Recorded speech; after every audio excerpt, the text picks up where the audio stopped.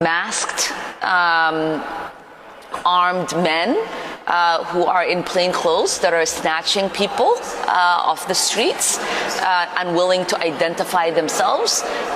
You have the military being deployed in our streets. My God, this is America. You have states' rights being disregarded. So, a constitutional crisis that's being created in front of our eyes. And the same week where we have a president who has deployed the military who are trained to kill our enemies, not Americans, but our enemies, are in our streets. It's the same week that we are going to have a military parade.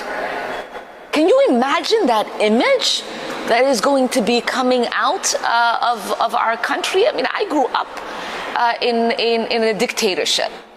And I don't even remember ever witnessing anything like that.